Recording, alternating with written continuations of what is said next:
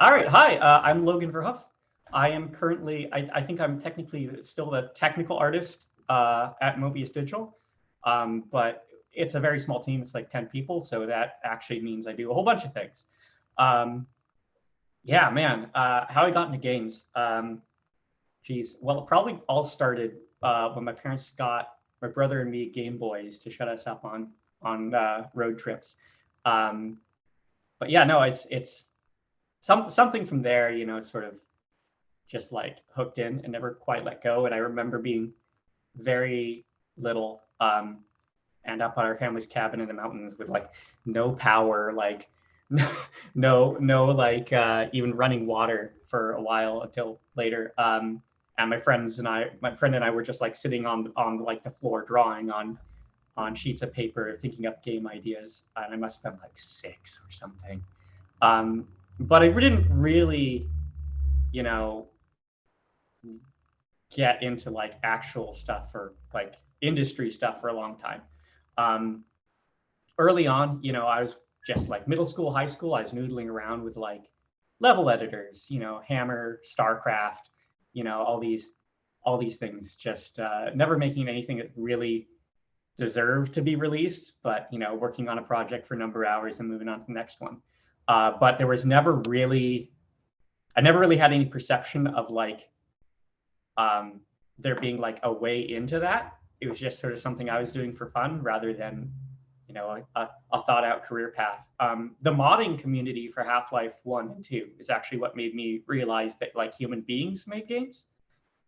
Before that, they were just sort of like abstract things, and you find something glitchy and you're like, wow, it's a secret. It's like seeing people work on mods, being able to be in that forum discussion and like go back and forth with them, see them iterate on it, made me realize, oh shoot, no, these are things made by people. They have problems, they can be fixed, they can be improved. And for some reason that, stuck with me as a interesting thing. Almost flunked out of high school. I managed to pull it back together through summer classes. Did not leave with any plans to go to college or, even having applied anywhere. I just ended up doing local community college because it seemed like the thing to do. And, just working on sort of general GED stuff, trying to figure out what I wanted to do. But they had some classes there for 3D art. And they were specifically teaching Softimage XSI, which I knew because that was a software that Valve used. And I was like, oh, that'd be cool. Maybe someday I could work at Valve. How? I don't know. But and then about like a year and a half into community college, UC Santa Cruz opened up a computer science games program. And this was, like stuff like Full Sail, all these sort of trade school sort of colleges existed. But I was sort of like, these are very expensive. These, are sort of like just sort of crank you out and don't give you a whole much broader skill set. And what was nice about UC Santa Cruz is that it was oh my God, Lore Explorer is here. What in tarnation? Yeah, no. So what was appealing about UC Santa Cruz's thing is that it was like a full CS, accredited programming degree. So I knew that like, hey, if I decided like I didn't actually want to do games, I could take this degree and go elsewhere. So I set upon doing a transfer to UC Santa Cruz. I Lore Explorer. It's because California has this thing where you can transfer, you get like a guaranteed admission doing a transfer from community college to like a UC program, as long as you filled like the right credits out. And I have strong memories of waking up one morning to my mom running into my bedroom, waving around a piece of paper, yelling, "You didn't get in!" And I'm like, what? So, we called in and I'm like, can I know why I didn't get? And they're like, oh yeah, you're short a few credits. So I like finished up the credits, actually transferred into UC Santa Cruz, where I did 2.5 years to do like a CS games program. And it was a good program. I mean, at the time it was good. I think almost all of them gotten dramatically better in the last decade. It's like 15 years ago I was going into it. Holy moly. It was the second year going through it, so it's still rough. But was more than just like CS. They had us do like playwriting, they had us do like theater classes and like all these humanity things, and like focused on design as well, in addition to like all the crunchy like hardware software stuff, which was fantastic from my perspective. I ended up doing an internship at OnLive when it was first spinning up. And I was like, I think this is bullshit, but like I don't have any other thing to do this summer, and at least if it's bullshit, I'll get to like have been on the ground floor and be able to tell a story. It wasn't bullshit. It may not have been the exact time for it, but it did work. Not under other circumstances, but it did. And they asked me like, hey, why don't you stop university right now and come work for us? And I said, I don't know. I really want to finish this degree. This is important to me. So I went back and finished, did my 5th year, which is, I guess, just impossible to finish an undergrad program in 4 years these days, apparently. And then I went back, and here's a mistake to learn from. I had 2 resumes. I had one for games, and I had one for generic CS. And they were mostly the same, but like angled different ways, talking about projects in different ways. I handed them for my application to the full-time job, the one for games. And so I went into the first round of interviews, and they were like, it went really well. And they were like, oh, this is really great, but are you sure you shouldn't be working in games, like at a game studio? I'm like, oh, well, the reason I got this particular degree is because I could work in either. And they're like, oh, okay. And then the second round went well, and they're like, okay, well, we feel like you should sort of probably be at a game studio. I'm like, well, no, the reason I got this degree is so I could work in anything. This seems, and they're like, okay. And the third round of interview went well. And then at the end of it, they were like, are you sure you don't want to? I'm like, oh no. And I ended up not getting that job, even though they had invited me to like quit college and start working for them immediately. And I'm pretty sure it's just because I gave them the resume angled towards games instead of towards CS. I did get like 6 other friends a job there though. So, power of networking. That was actually the biggest thing I took away from undergrad, was a network of friends who I'm still very close with to this day, who are some are in the industry, some are in adjacent industries, some are completely out. But, not only do they like provide, like direct career help, but it's just having this support network is like the most incredible thing I got out of that undergrad experience. It was like the people are what matters at the end of the day. Anyway, so I didn't get the job at a college. It was like 2009, so the economy had just fucking cratered, so there was nothing. But I did end up watching this video. Let me check my notes really fast. Make sure I get it right. Randy Pausch's last lecture. So Randy Pausch founded the Carnegie Mellon Entertainment Technology Center, which was a grad program that did a whole bunch of like interactive games or just interactive stuff. And he was diagnosed with like terminal cancer or something like that, I believe, and gave this presentation called The Last Lecture, where he talked about that and all these other things he got to do. And I was like, shoot, I think I want to go to this program. And I had another friend at UC Santa Cruz who was like, yeah, this would be really cool. We should do, So he and I ended up like traveling around. He convinced me to go visit USC as well, because he had done a summer program there. And he was like, yeah, this is really good. They have a good grad program. I'm like, yeah, but I really want Carnegie Mellon. So we visited Carnegie Mellon. We visited USC, and when you visit a grad program, they'll like, set up a thing. They'll take you around. They'll let you sit in on a class. They'll have students talk with you. They basically just like let you audit it for a day, which is really cool. So if you don't know about that, that's something you can do. And then we also broke into MIT's game lab a little bit. Shush. It's beyond the statute of limitations. It's fine. Yeah, and I applied to both Carnegie Mellon and USC. And I did not get into Carnegie Mellon, but I did get into USC. And there I came into the program. And 1 year above me was some dude named Alex Beecham. At the time, he hadn't started real work on the Outer Wilds yet. But by the end of my first year, he would have been putting together prototypes to assemble into what ended up being Outer Wilds. And then I did 3 years at USC, and the first 1 or 2 years I spent very, very frustrated because it was a very interdisciplinary program. It was not, right now it's called like the Interactive Media and Games Division. It was not called that before. It's just called the Interactive Media Division when I joined.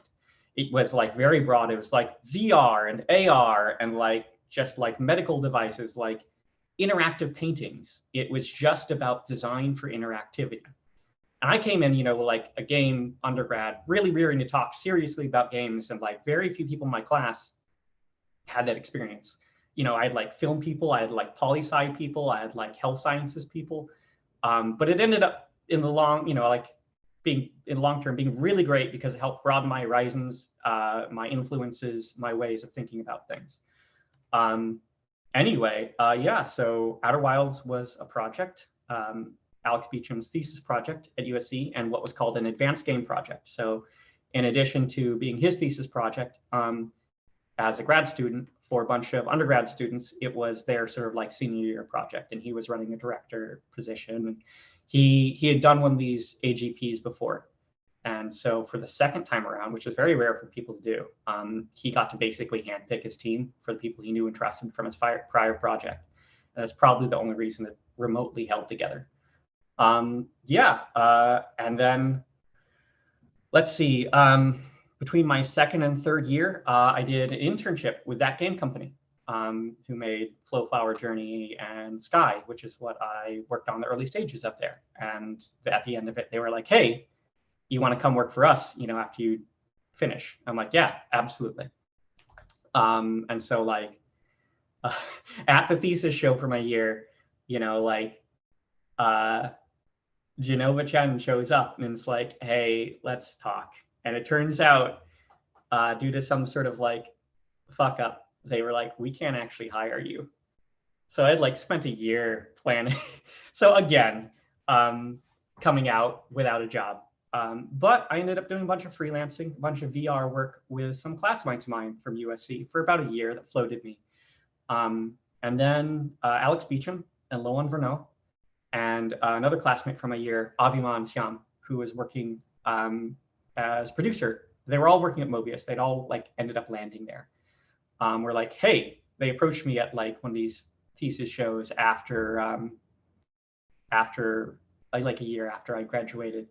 They're like, hey, we are actually looking at taking, Outer Wilds to ship at Mobius, just 9-month project, that sort of thing. And we were thinking like, who do we need for this? We need someone with like good technical art and programming skills, but also knowledge of 3D and design. And they specifically sought me out, which was like, oh my God, because like I didn't work on Outer Wilds at USC because I was so busy with my other stuff. And I had been kicking myself for years for not working on that. And then they just show up and knock on my door. So that was wild. So I'm like, yeah, I can help you out for 9 months. And then 4 years later, we shipped Outer Wilds. It's, it's one of those things where it like feels like a very unconventional way to like land in the industry. But honestly, that's more normal of a story than you think. It takes a shitload of perseverance. You just like keep failing and not ending up, having things work out until, all of a sudden it does and you're in, right? You only really need to break in once. Sometimes, I don't know, it's complicated, but and like everybody I know graduating college or grad school, took them like a year before they got their foot in like anywhere, inside of games, outside of games. So plan for that. If you do better, you're doing great. So that's how I sort of navigated into games. Does anybody have any questions about that before we jump on to another topic?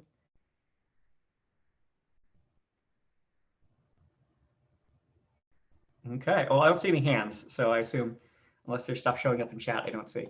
Okay, I could go over the project history of Outer Wilds next, which might be super. Yeah, I see nodding heads. Okay. All right. So there are some games that are like described as like love letters to things. Like someone's like, oh, this game is like a love letter to like Dark Souls or something. And it's like I like to describe, to Alex's chagrin, I like to describe Outer Wilds as a hate letter to Skyward Sword. Because Skyward Sword came out, and Alex Beecham is a huge Zelda fan. And it just did all these things he absolutely hated. You'd enter a dungeon, and your like little companion would pop out, and she'd literally like tell you how to solve the puzzle you're seeing in the room. It dragged you so by it like you'd see these interesting puzzles, but it immediately like trivialized them for you because it did not trust you as a player to do these things, to remember paths, to remember to go back and do. Anyway, so that was something that was really like stuck in his craw in grad school. We have a class, or had a class at USC called Thesis Prep, which happens in the second semester of your second year before your third year, which is an entire like thesis, just what you want to make, go make it. And that class is, you go in, you sit down with all your classmates, and you just bring in a project, every few weeks, and you sit down and play it or interact with it or like whatever you'd want to do for like a little bit. And then you sit there as a class and you just critique it. You just talk about it. What's interesting, what works, what doesn't. Alex made a few things for that. Like, it was this really interesting sheet of prompts with like stuff on it, like design a toothbrush that doesn't work, or like, and one that Alex picked was design something that demonstrates the uncertainty principle. And so he like made this little like cabin in the woods and with trees, and every time you looked, the trees in the cabin would move, and it was just like a quick like, ooh, mess around with this for 5 or 10 minutes. But it evoked like ideas and feelings in you, which is interesting, right? It doesn't have to be like super like mechanically driven as an experiment. It's just sort of like, yeah, let's scratch at this idea, see if there's something interesting there. Let's see if it feels interesting. See if it makes you think about interesting things. He made this other thing where like you would fly this little remote control rocket around, and then you would like finish, and then you like turn around and you would climb into like the big version of the rocket, and then like blast off, which obviously also came through to Outer Wilds. And the idea behind that one was like, let's make the player scared of stepping into this big rocket. Let's make them like struggle with a small thing, then turn around, have to strap into the big thing and be like, oh no.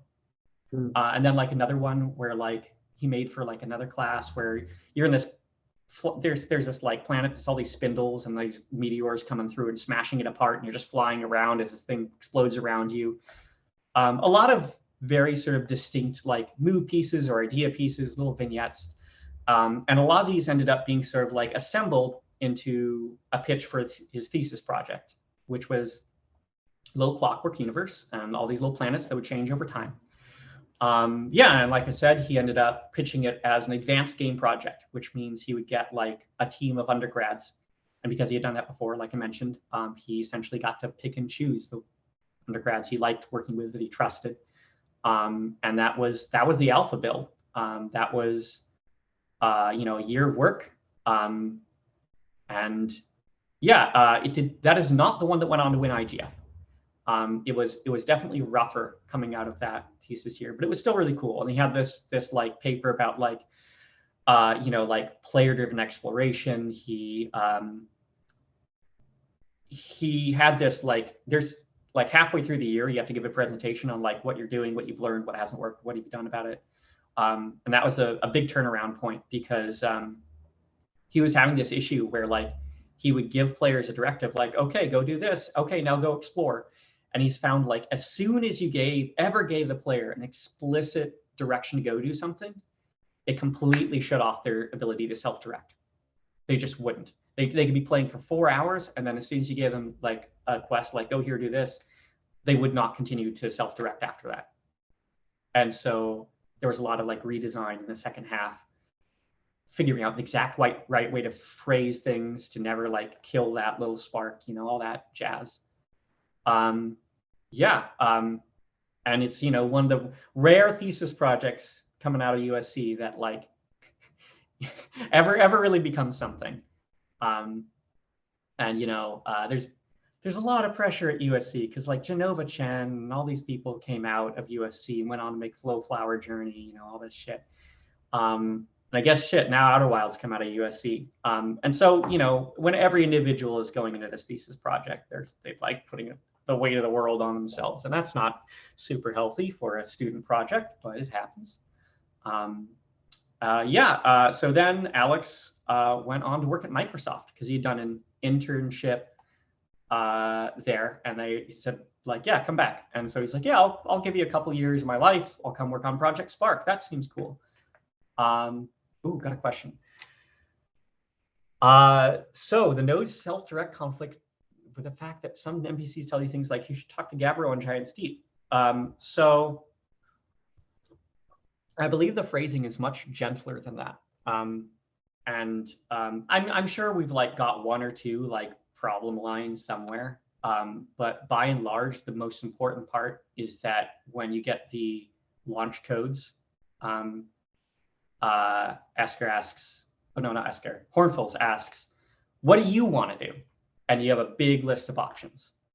That was like the key sort of takeaway was that you were not being given a direction, you were being asked to make a decision about what you want to do. And other phrasings like like talking. It's like you could go talk to Gabbro and Giant Steep, but you know, it's never about giving an explicit direction to. I'd need to review the line to see if we broke a rule there, but so far it does not seem to have like fucked. We watched a lot of streams. We watched an unhealthy amount of streams of players playing it. It's the only way we can get close to experiencing it ourselves. But yeah, so far that has never really been a sticking point. Yeah, no, absolutely. Yes, that will absolutely like give you like an idea. Oh, I should go learn about that there. The important part is that for some reason you don't come away after doing that going, okay, well now I don't know what to do next because nobody's told me what to do. I don't know, maybe that did happen to you. It's a very complex game, and some people just, yeah. Okay, cool. We got, if you want to learn more about the statues, Gabbro is the one that, yeah. So very, very deliberate phrasing, never to give an explicit instruction. Anyway, so Alex worked at Microsoft for like 2 years, during which he was polishing up the alpha version, you know, his thesis project version, into what we now know as the alpha version. He submitted that to IGF and somehow won, which was sort of like mind-boggling for a lot of us. And as far as we know, what happened was because we had someone who was like really paying attention to the judges' Twitters, it had like blown up. They were like talking about, someone's like, oh, you need to go play this blind. You need to, like, and it like sort of propagated through, which is funny because like I guess we've got some similar stuff going on with the full release of the game. But yeah, and so Project Spark, God, whatever, did it like go under? Anyway, Alex left Microsoft, and he was, yeah, it was not the greatest working environment, I believe, but he met a lot of great people there, some of whom we've ended up working with in the future. And he came to Mobius, where his old classmate Loan and one of my old classmates Aviman were like, at that point they were like making like small phone games. They're founded by Masayoka just as the actor, as a like, hey, let's, you know, make some interesting little art things. I want to have a little studio that makes stuff. From there, they actually made something called Beacon 38 and Terra Chroma, which were little phone games that you can't even get anymore. Nobody ever played because there was no marketing for them. So Outer Wilds was actually not Mobius's first game. There was another thing called like Our Superhero. That was, anyway, yeah. And then after a little bit, you know, while they were there, Outer Wilds won IGF, and they were like, shit, maybe we should make this. Maybe we should like finish and ship it. And so they were like, okay, let's do it. Let's figure out what we need to do that. And that's the point at which they came to talk with me. They hired our art director, Wesley Martin, who had also been in Microsoft, but I don't think Alex and Wesley had ever met at that point. But yeah, and brought a bunch of other people on board eventually. We did the first FIG crowdfunding campaign. I don't know if, are you guys familiar with FIG? It was founded by Double Fine as like a game-specific Kickstarter essentially, and we were the first project ever on there. And that was just like, holy shit, this is you know, the wheels are coming off the bus, but we're still like pushing, because it was like, you know, building the plane as it's taking off, sort of thing. But it came together. We got our funding, and we had a plan for 9 months to take it from the student version to a shippable version. So we like, you know, figured out an art style that could crank out really fast. We were just gonna like redo it and like slightly like above GameCube graphics, which is what the alpha was at, which was very charming. But yeah, and we were gonna ship it. And then Annapurna came knocking, and they apparently had worked with Alex before. Annapurna was founded by a bunch of former Sony Santa Monica people, who, you know, had done all this work with indie people at Sony and that sort of thing. So we had a lot of like trust and interest. And we started talking to them, and they were like, oh, we really want to see, you know, like what it would look like as like the bigger, you know, higher fidelity version. And so we spent a lot of time scrambling to reinvent the look of the game for what it would look like with a bigger budget. It took like a year to get that contract signed. It was crazy. And you know, there were a lot of things during the production of Outer Wilds that, like, if it had not gone right, would have sunk the project. So we are like the diagram of the plane that comes back with all the little like holes in it, like except like we just have the red dots everywhere, and it's incredible that this actually shipped. There were so many crazy things that happened. Anyway, yeah, it took a year to get the contract signed, and then we finally started working with Annapurna like proper. And like working with any sort of outside group, you know, there's sort of teething issues initially. But after a little bit, you know, you learn to trust each other, you know, both directions. You learn to like listen to each other better. Yeah, gosh, we reinvented the art style to be what you see today. There were like weeks of like, you know, our art director just like essentially locking himself in a room to like work out how to make something production capable that looks fidelity wise like what they want. I was like banging out all sorts of tools to like allow our artists to like place things to make the world detailed enough, but in a flexible way that isn't going to lock down our design, that if we need to go in a patch and like rearrange an entire area, that's like viable, which we've done in patches. And yeah, just like maintained design flexibility up to like launch day and beyond. And yeah, and then at some point, like a year after the Annapurna deal got signed, like I came in one stand up, and like Logan Ver Hoef, I think at that point he was acting producer, was like, good news, we're launching on Xbox. I'm just like, oh, it's over.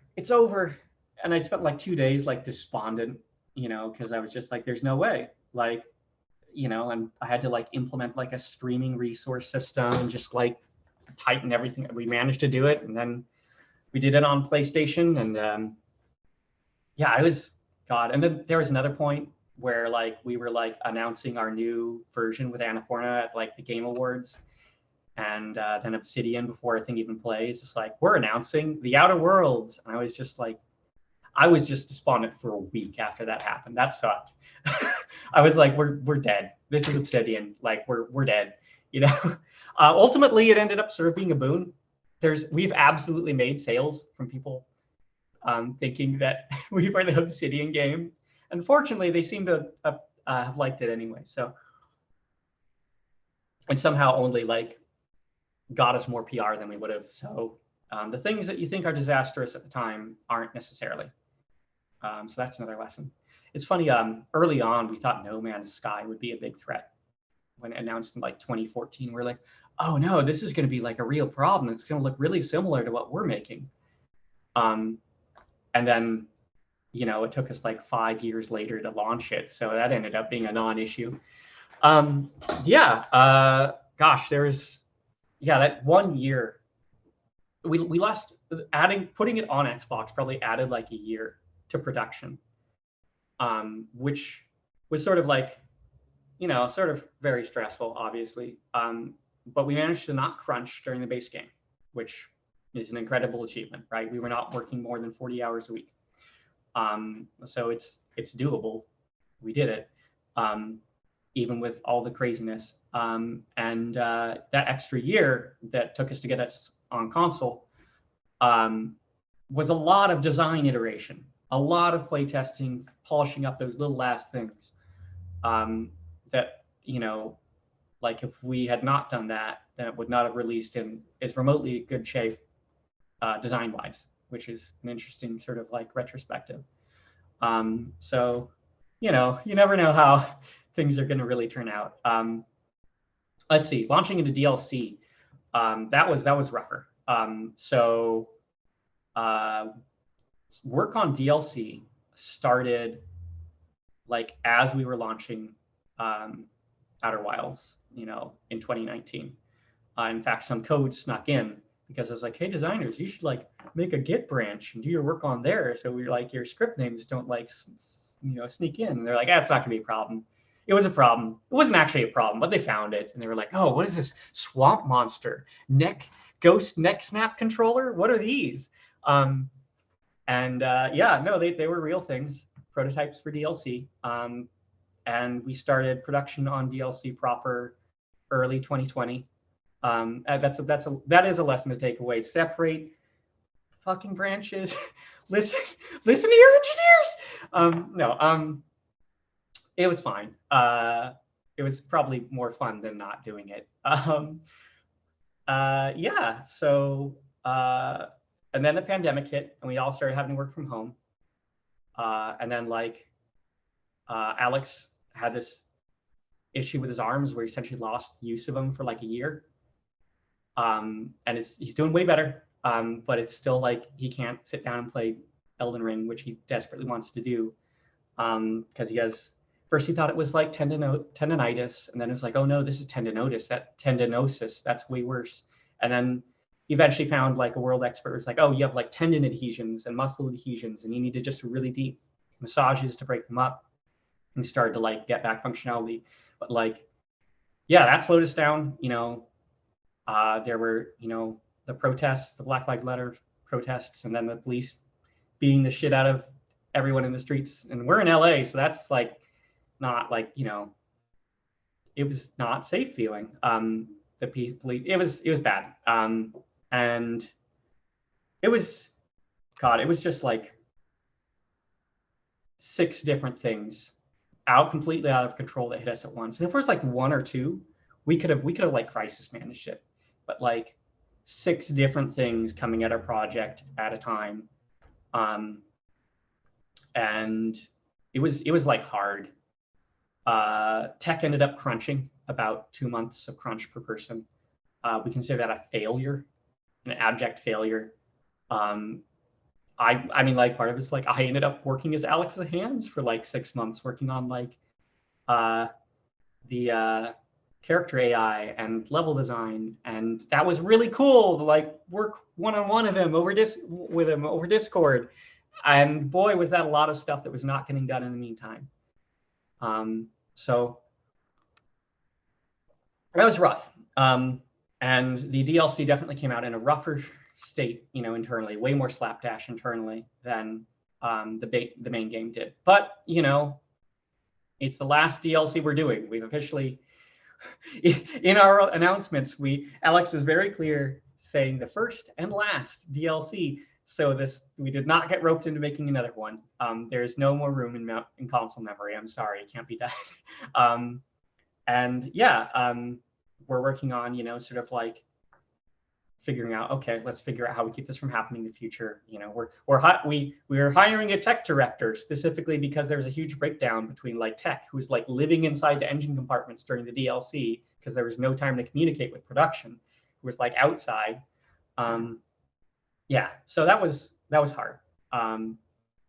But we're coming out of it recognizing like what the problems were. We did like big several-day postmortems, you know, and identifying the issues, and figuring out which ones we can solve and addressing them. So yeah, it's a big, long project. It's been like 7 years of my life. It was supposed to be like 9 months. yeah, here we are. All right, did we get any questions while I was blathering on? Oh, no, I don't think Outer Worlds damaged the sales of Outer Wilds at all. No, I think we did better because of it, honestly. And now our the writer for Outer Worlds or Outer Wilds now works at Obsidian, so it's like, just it's a small industry. You can't be mad at for serious at your colleagues over at another studio. They could have Googled the name better. Thank you very much, but yeah, it's somehow all sort of worked out despite all odds.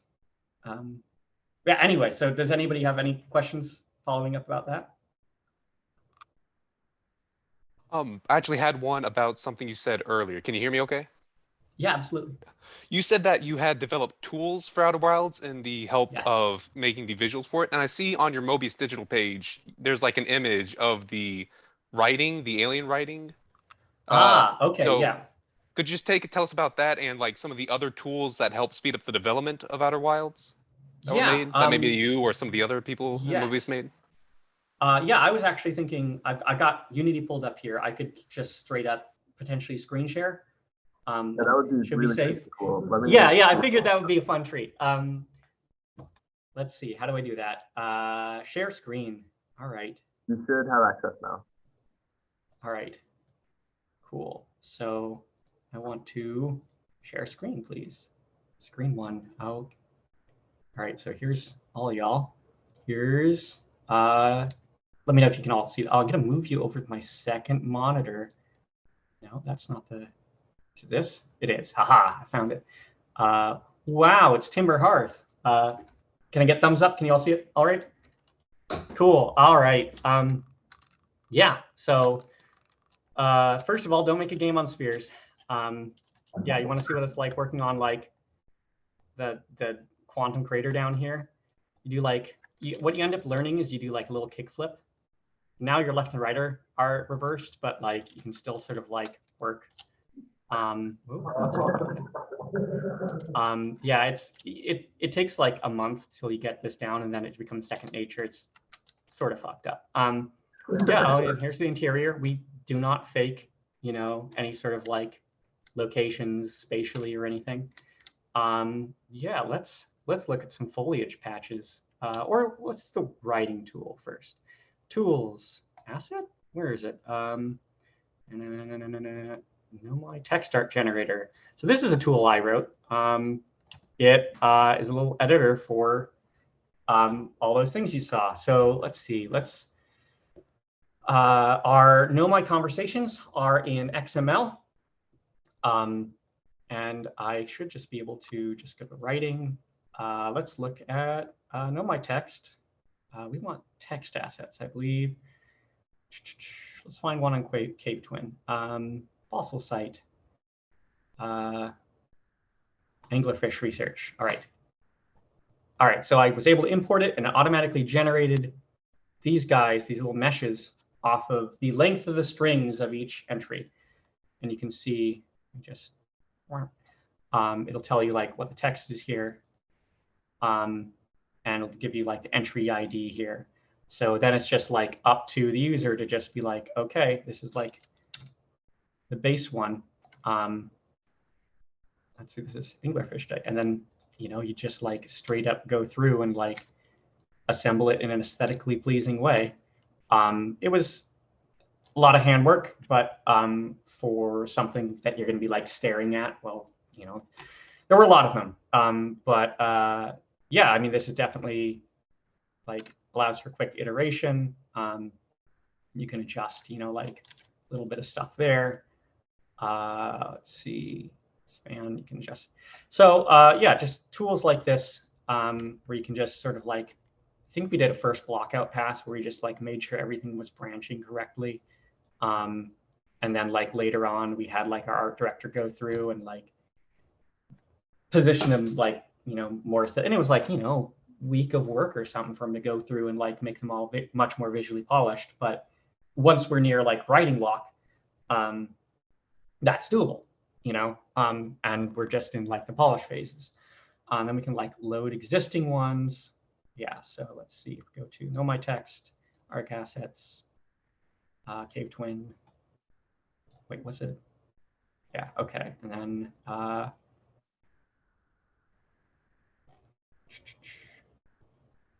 fossil discovery. Yeah, you can see here like, it's just hand placed. This little triangle represents like a scroll being fed in, if it's like a panel. Our Nomai walls, the text walls used to be oval.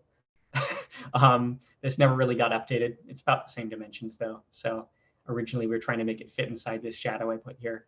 Yeah, this was like, a few days of work. If you know, if you get good at writing tools for Unity, writing a tool like this, you can crap something like this out in a few days.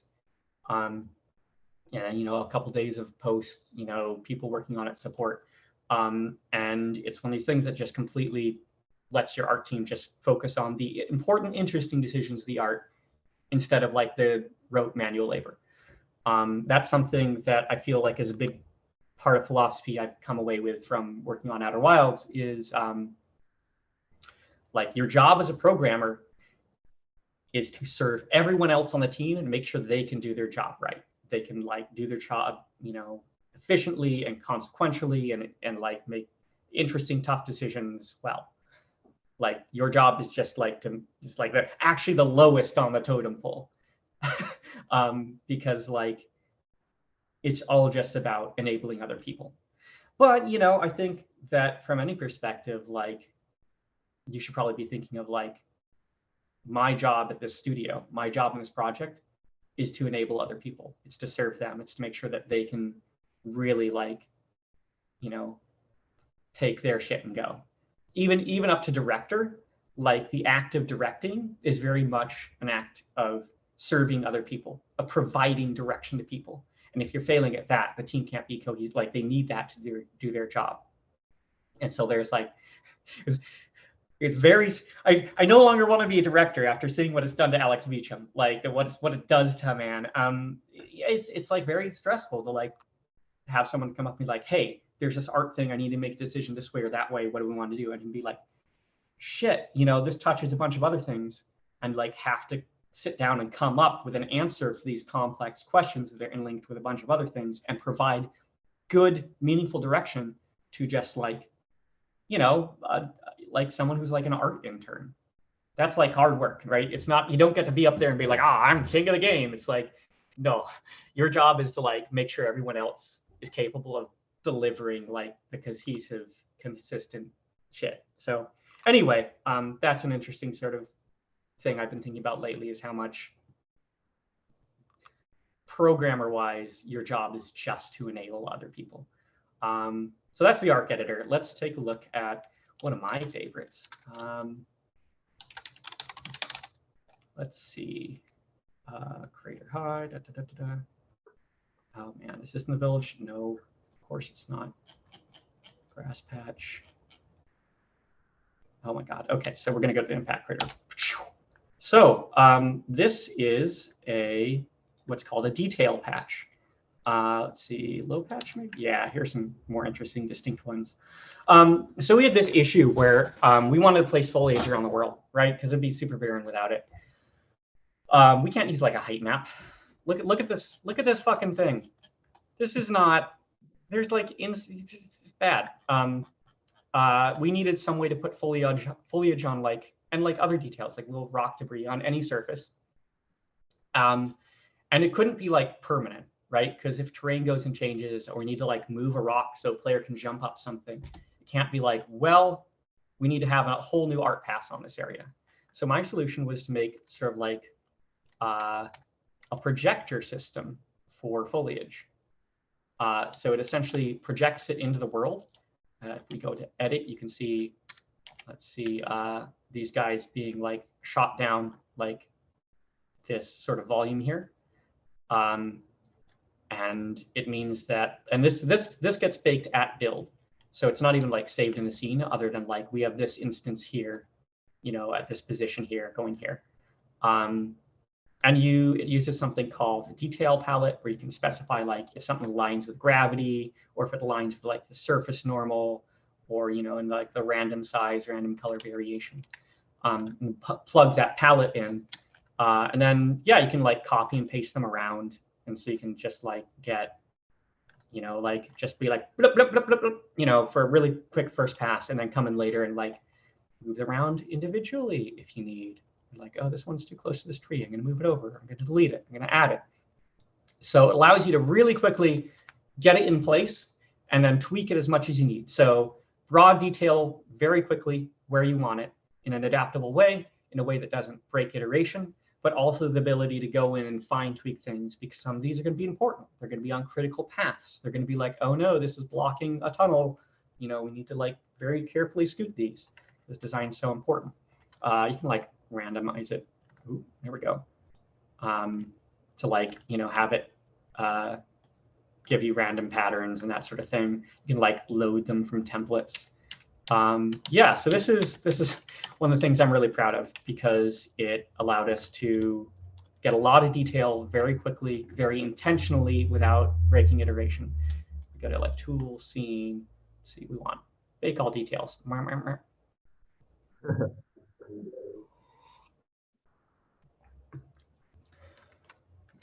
Yeah, so all of these are placed via those projectors, and then they're baked out to, if we do, oh, you're not going to show, right, there's some cursed part of this crater where the selection outlines don't show up. Okay, we're going to go down to the village crater then. We didn't want to be here anyway. Getting lost on my home planet here. Oh my God, are you not going to show me the outlines either? Why? Why are you doing this to me? You're embarrassing me in front of the students. All right, yeah.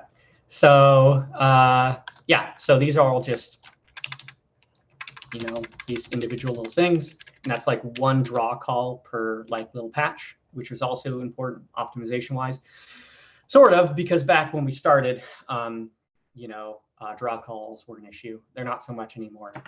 When I started working on this project, I had to think about like, do we need to support shader model 2.0 still? If I had known, I would have really cut. I would have made these instancing based instead of like baking out like a mesh. You can see it here. Anyway, let's see. Yeah, and these, if we look at like these rock walls, they're like made out of chunks. How do we make this? Well, let's turn off that one, and then do we have Kit Bash Village? Here we go. Bump. And then we want this Stringary Cliffs. Bam. So we basically Kit Bash all this together. We have a bunch of good rocks for this purpose that our art team made. There's only like you know, like 10 of them, but you can, you know, they're easily scalable and you can smash them into each other and they look good. But like, look at all this wasted geo. My God. And also, if you look at it next to like these other ones, they're like these ones are like have lighting detail in them. And these are just like very flat. What's up with that? I'll tell you what's up with that. So we have something called baked terrain, where what it does is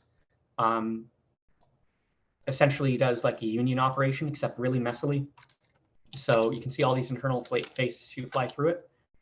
But if we turn this on, it's just like cut away the back.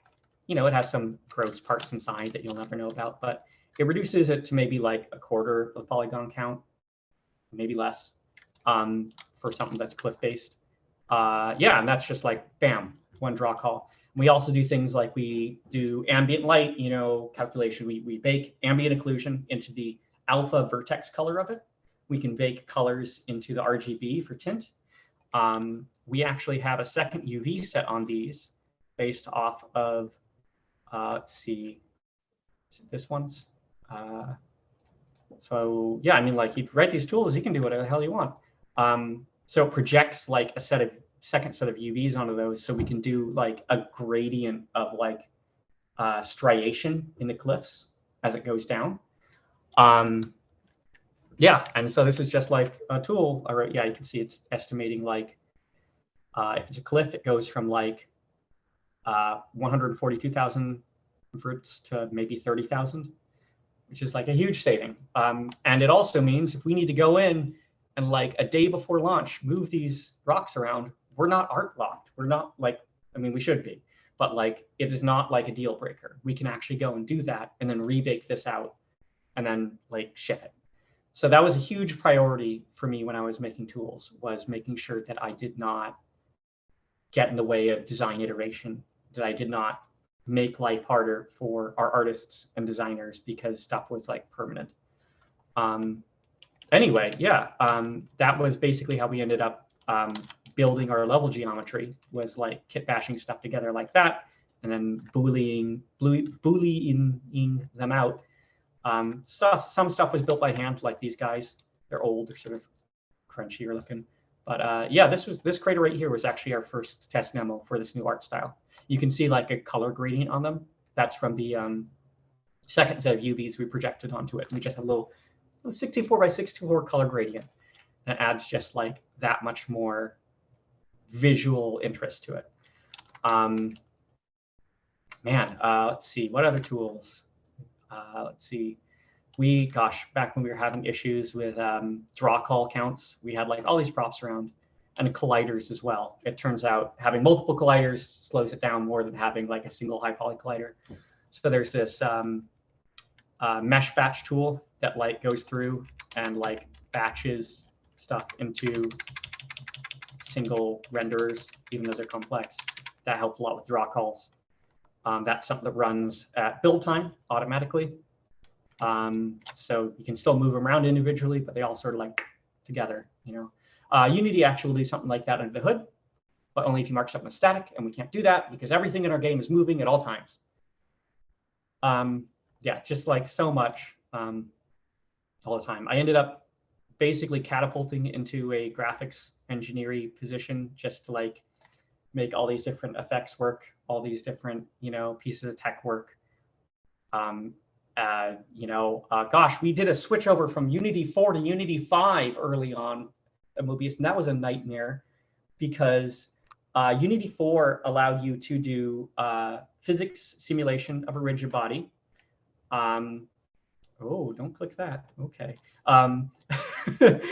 Don't do it. Unity 4 supported physics collision of a rigid body with concave colliders. And in Unity 5, that disappeared because they updated PhysX, and PhysX had dropped support for that. Obviously, all of our planets are like complex colliders with like, you know, concavities. So what I figured out is like you can just manually simulate it yourself, you know, from like a planet level. Just doing, I ended up rewriting like a physics integrator and figuring out how to make it specifically like work at the right spot in each frame to like sync up properly with the other normal physics simulation to provide like meaningful like collision output so that it just works. Like you don't slide. It took us like years before like the player was not like sliding around slightly. Like, I'm gonna show you something, you're not gonna appreciate it. But I do. I know. Look, we don't slide at all. Wow, we're staying in place for like the longest time. There was some slight inaccuracy where if you stood at the pole of the planet, you just sort of like very slowly sort of slide around. Oh yeah, and like all of our planets are like playable in editor because it was like it needed to be, right, for us to get iteration going. Making sure your tool chain is completely functional like people would expect it to be through development is very important, because if you can't, oh, here we go. If you can't actually press a button and play your game in a reasonable amount of time, it's going to significantly wound your ability to iterate and think about it. So that's important. Respect your tools. Do it. Let's see. Gosh, is there anything else tool-wise we get into? Let's see. Like height map bakers and audio taggers and flow map. Anyway, oh man, that's something. So trying to position stuff on terrain like by hand like this would obviously be awful. So I have let's see, there we go. I have like tools to stick and align things to surfaces. Of course, this is bad because I picked the wrong object to do this on. Let's try this guy. So because it will like raycast in the world to stick and like align to gravity or align to surface normal. And that was one of the first things I did on the project because it was going to be impossible to place stuff in this world otherwise. So you hold down like A or S. I like wrote a custom inspector for like the transform editor here that like had these baked into it. You can just do that. You can just, it just lets you. Probably shouldn't, but it does. Man, yeah, there's going to be a bunch of stuff that's just like invisible to me because I've had it for so long. Oh man, so we have these lights on these planets that have ambient, right? Like obviously this is like a sort of bounce light here. It's not, there's no light shining onto this area, but it's blue. How? We have something called ambient lights, which are really just point lights with cookies on them. And I went and like hacked into the lighting pipeline. If it has a cookie plugged in, we do like a lookup into this based on the angle of light and the surface normal to figure out like what sort of lighting it should be, like from the sun, you know, like surface. Yeah, and if I, let's see, screw with intensity, you can see like that's it without it, that's it with it. Let's see, visuals. There's the atmosphere. So if we go, let's see, which one's the daytime side and which one's the nighttime side? I have to go into play mode to, because the sun's not in the scene. So yeah, and you can change like the intensity, you can change like the fall off. You can put it in like a shell mode, which it is in, interestingly. So you can push it out to like not affect the core. And all of these values are passed through to the rendering pipeline, encoded into the art color RGBA values. If I had like access to like one or two other light command buffer events, I could have just done this in a straightforward way, but no. Yeah, so much of this is like weird hacky stuff, but like stable, like well figured out, well, like hacky stuff. It's definitely like going around, you know, the file cabinet to pull out the things from the back, but like in a well-supported way. So like hacky does not mean janky, is I think my lesson here. Yeah. Let's see, we have like our own little atmosphere shader that is like really basic ray marching. That was like one of the first things I did. And a big part of that was like figuring out like, shit, you know, like we need this to be artist controllable, not physically simulated. Also planets are miniature and all the math is based off of like real wavelengths with real particle sizes. And that's not gonna work because we're tiny. And so that was sort of a theme of working on Outer Wilds, is like, okay, how do we have something that's like faithful to how it works, you know, like simulation wise, but allows artistic intent control and like walking that tightrope. We should make sure that if people have questions, like they get a chance to ask them. I don't see anything else in chat, but I think we have some questions. Yeah. A lot of questions come up here because the microphone is not good. It is not, let me tell you.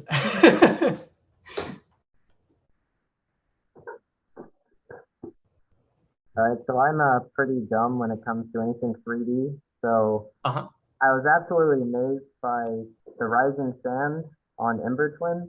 Can you go into how that works? They're giant spheres that shrink and grow. That's it? Yeah. Oh, here, let me show you. Yeah. So they use like a custom shader to like have little sand peaks. There we go. That is, yeah. Okay, and this is the group. All right, so let's look at this one.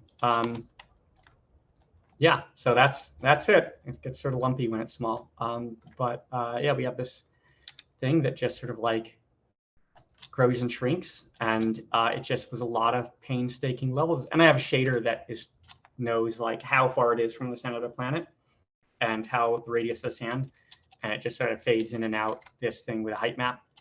But otherwise, it's just like really, really painstaking, like level design on a sphere surface, like to make all this work. Like, it's, yeah, that one is all just like blood, sweat, and tears. Just a lot of iterations. Our designers were very like competent to like genuinely good programmers. They were capable of like blocking stuff out really quickly in Maya. So they would just like, you know, bash out, you know, a new layout, you know, like a few times a week. They'd play test it. If they needed a script or some sort of tech to make it work, they could kludge it together or make actually, if, you know, Alex needed some real system, he'd put something together that was actually shippable code. Yeah, it's just, you know, they have some custom Maya tools that help them work on a sphere, but this is just, it's just doing everything the hard way. It's just blood, sweat, and tears. That's the secret sauce, is like a lot of work, hard work. And one of the takeaways from, you know, like working on Outer Wilds is like, and then working on the DLC where we had to like do it again, design-wise, is like there's no magic formula. You just have to like come in with like clear goals and iterate and iterate and iterate, and things will come out at you that you didn't realize. Some stuff will work on the first try. Some things will take 100 tries. Which is like, I don't know if we're going to see too many other games like Outer Wilds, just because there's not like some secret, you know, there's not like some galaxy brain thing. It's just, you know, a lot of hard work and iteration, and focus.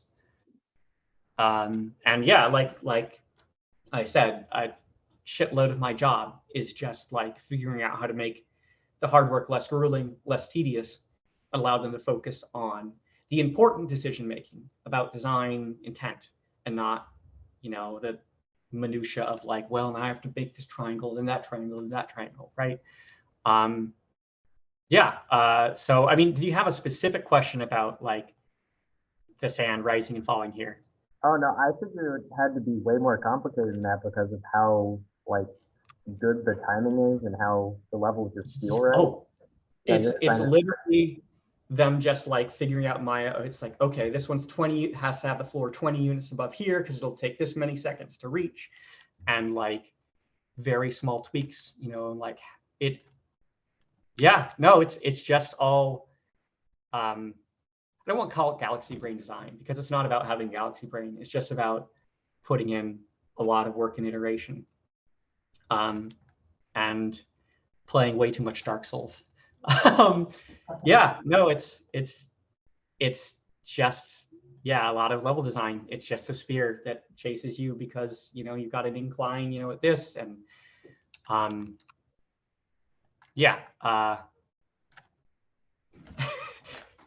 sorry, no clever answer here. Just years of work. I think I'm even more impressed now. Thank you. Don't do what we did. Know what you're getting into.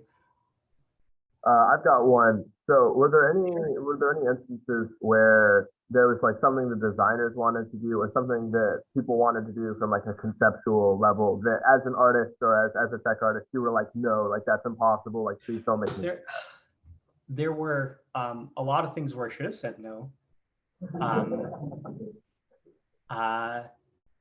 There were a lot of times when Alex would walk up and be like, hey, we need the player to be able to instantly view this planet from across the solar system.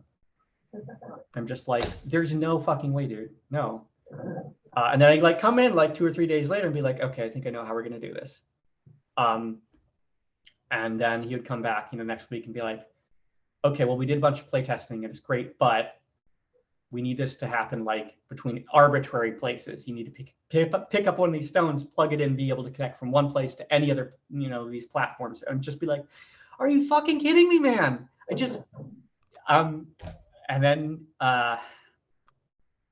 you know, it's just this process of slowly like taking this thing that seems really, really big and impossible and lopping off all the things that you don't technically need it to do until it's this little weird puzzle shape that you're like, actually, we can do this specific thing that is like all of our use cases. And we don't actually have to solve these two hard problems, just this one tricky one. Yeah, there's I think a big part of Outer Wilds is that the designers just weren't told, like, no.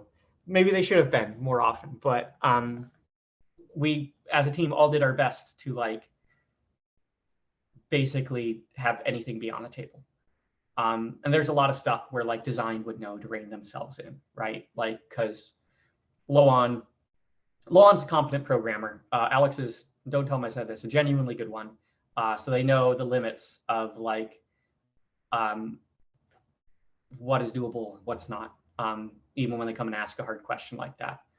And you know, art-wise as well, right? And I think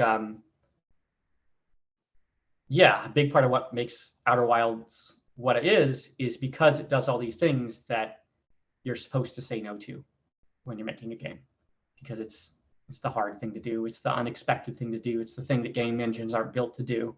And that's what makes it so surprising when it actually happens. Back at that game company, when I was doing my internship there was a lot of talk about like making something feel like magic. And you know, there was a big discussion about what that meant. But if you can imagine, like in Journey, have people here played Journey? Yes, no? Okay, so if you're playing it online, there's no like connection to lobby. You just like run into someone else out in the game world. You might not even know you're playing online. You just sort of run into someone and they're there and they're like a player and they're alive and you're just like, holy shit, right? This isn't how a connection to multiplayer game is supposed to happen. This feels surprising. It feels unexpected and just like it's somehow just works when it's not supposed to. And I remember early on when we were working on Sky, we were playing it on like iPhones and iPads. And I'm like, okay, well, how do I connect to other people? And they're like, oh, you're already connected. I'm like, what? I'm like, yeah, they're there. I was just like, I just launched a game and we're all just with the people we intended to be with and not those other people who are in the other group. How is this working? And there's this sense of like magic about it because it exceeds your expectations about what's going to happen in a game, what's going to happen in an experience. And I think we managed to tap a little bit into that in the Outer Wilds by just not saying no as much as we should have. And it definitely makes it a very hard production. It means you have to run a very, very tight ship technically to make this survivable. We actually have a pretty clean, you know, like asset, you know, directory, you know, we keep all of our, we have a lot of artists who are very comfortable with like technical work, you know, and all of our technical people are artistically inclined, and there's enough cross-disciplinariness, and because it's a small team especially, there's, you know, not that much loss of communication. We're all literally in the same room, and that's all these aspects that made this thing capable of working when like other teams would have probably struggled or fallen apart or just had to say no because they couldn't, you know, production pipeline wise fit this in, because the artists would have to learn this whole other thing, you know. So having a small tight ship is probably a big factor of what allowed us to do unreasonable things. Anyways, that's a big rambling answer to that. They should have been told more, told no more. They were not. I can't think of anything that we were absolutely put a foot down on that they insisted on wanting and that we weren't able to do. And I regret it, but not really. All right, I think we have time for one more question if someone has one. Mm-hmm.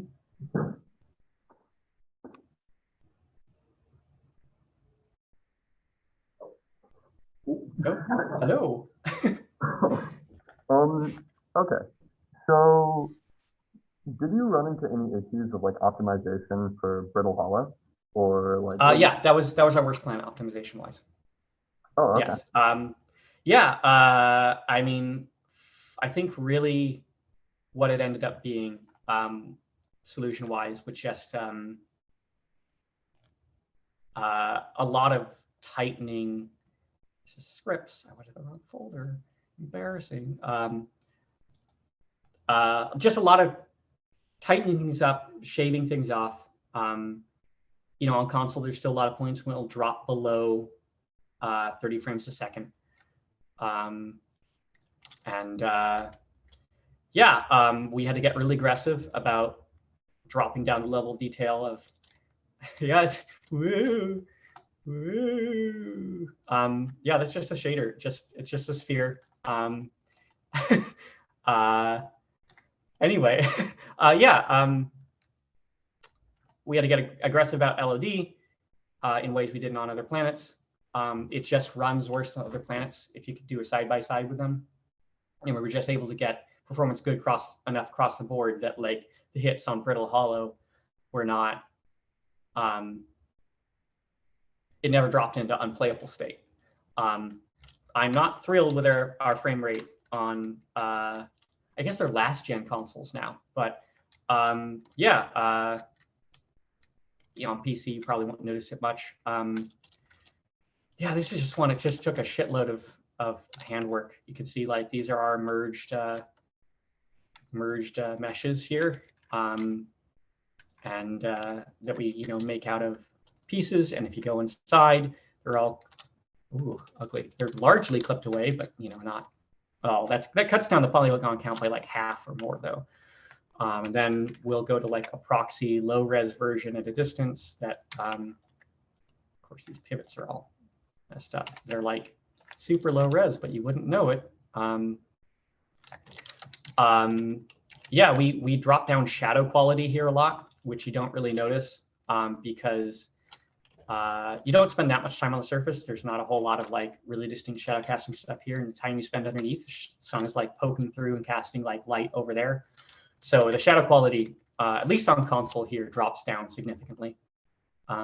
That saved us a lot of rendering time. We have a custom cascaded shadow system for like far shadows that uses super low res meshes for shadow casting, because the built-in Unity shadows were for, you know, like a flat world, and not this.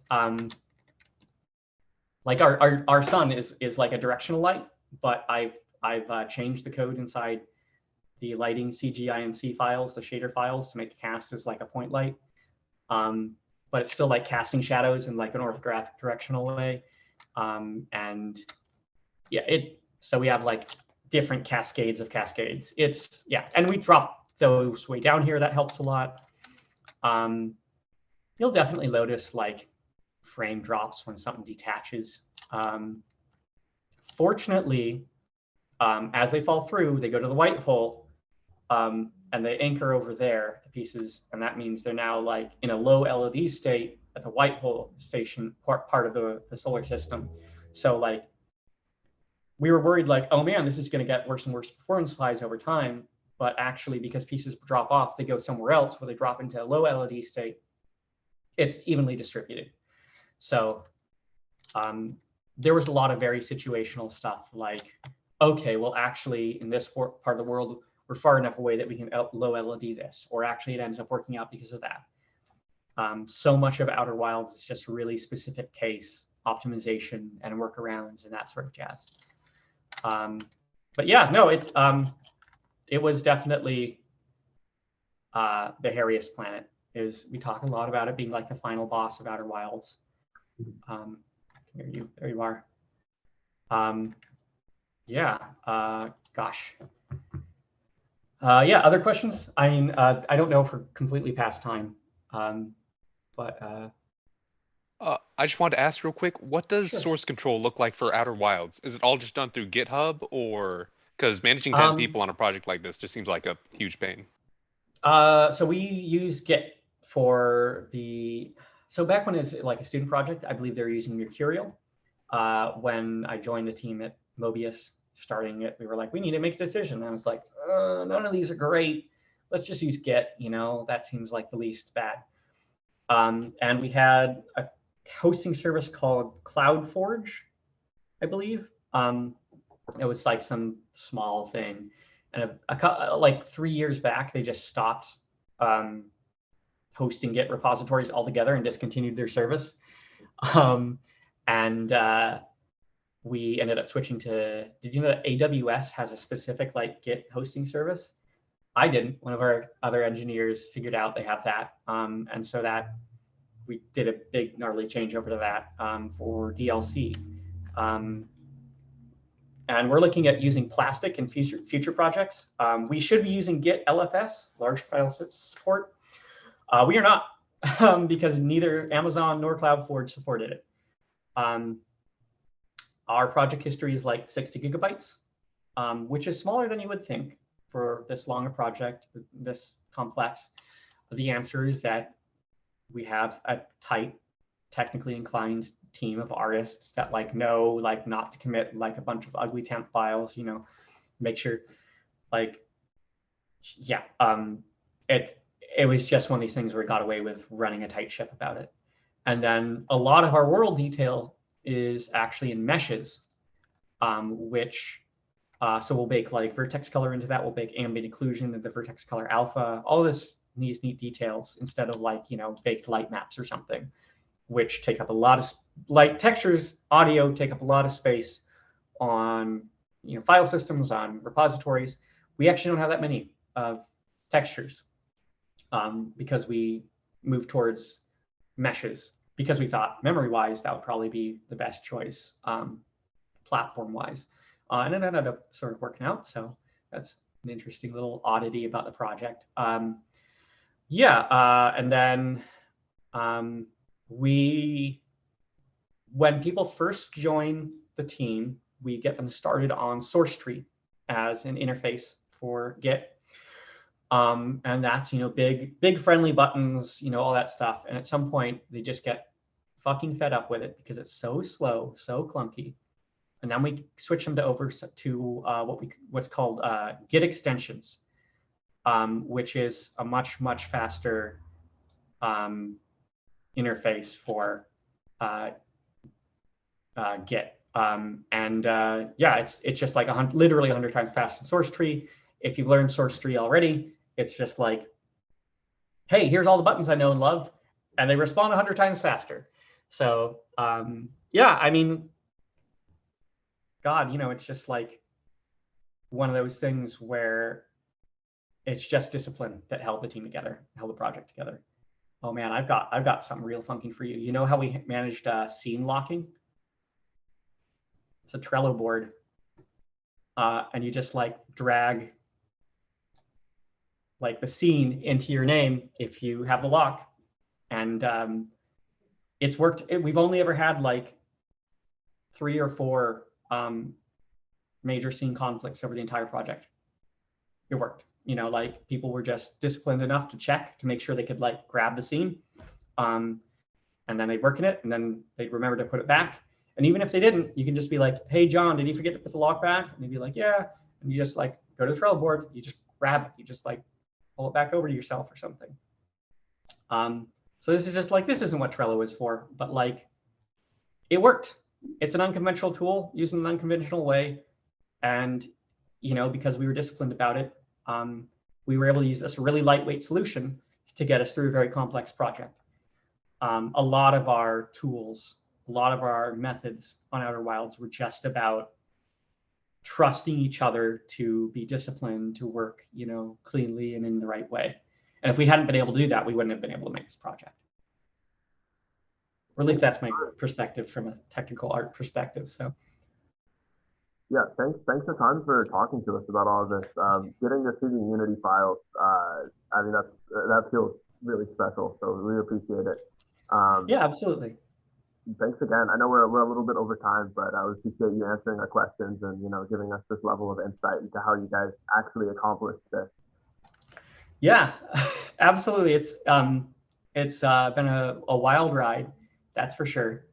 Don't do what we did. Yeah, I mean, like I've still got time if other people have questions. I don't know if you have to run off to another class or something like that, but I basically blocked out my evening, in case anybody has important questions that you want to drill down into. But if not, we can call it here. Last call. Alrighty, I think we're gonna call it there. We appreciate it. Thanks again. This is incredible. We all love this game, so thank you very much. Yeah, thank you so much for having me. It's been wonderful. Take care, all.